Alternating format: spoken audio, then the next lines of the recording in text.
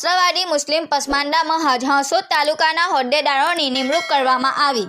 રાષ્ટ્રવાદી મુસ્લિમ પસમાંડા મહાજ ભારત દેશમાં એક વિશાળ આકાર લઈ રહ્યું છે, ત્યારે ભરૂચ જિલ્લામાં પણ પસમાંડા મહાજના લોકો સંગઠનની વિચારધારા સાથે જોડાઈ રહ્યા છે। ત્યારે આજ રોજ હાંસોદ તાલુકામાં મીટિંગ રાખવામાં આવી હતી।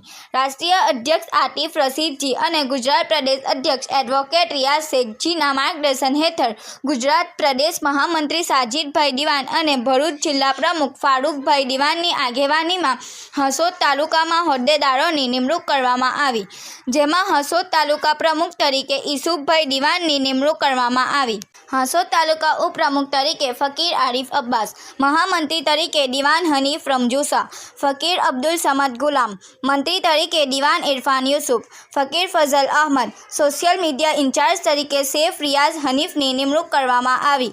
આ પ્રસંગે વાગરા તાલુકા પ્રમુખ યાસીનભાઈ દિવાન સાથે અનીસભાઈ અને જાવીદભાઈ અને ભરૂચ જિલ્લા ઇન્ચાર્જ સલમાનભાઈ દિવાન પણ હાજર રહ્યા હતા।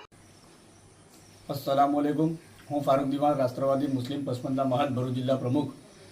આજરોજ ભરૂચ જિલ્લાના હાંસોદ તાલુકાની અંદર કેટલાક હોદ્દેદારોને નિમણૂક કરવામાં આવેલી છે, જે અમારા રાષ્ટ્રીય અધ્યક્ષ આતિફ રશીદજી અને ગુજરાત પ્રદેશ અધ્યક્ષ એડવોકેટ રિયાઝ શેખ સાહેબના સૂચના અને માર્ગદર્શન હેઠળ અમારા ભરૂચ જિલ્લાની અંદર જે બાકી હોદ્દેદારો છે એમની નિમણૂક કરવામાં આવે છે। જે આજરોજ અમે હાંસોદ તાલુકાની અંદર અમારા યુસુફભાઈ દિવાન, જેમને આજે હાંસોદ તાલુકા પ્રમુખ તરીકે એમની નિમણૂક કરવામાં આવેલી છે, સાથે બીજા ઘણા બધા હોદ્દેદારોની પણ નિમણૂક કરવામાં આવેલી છે।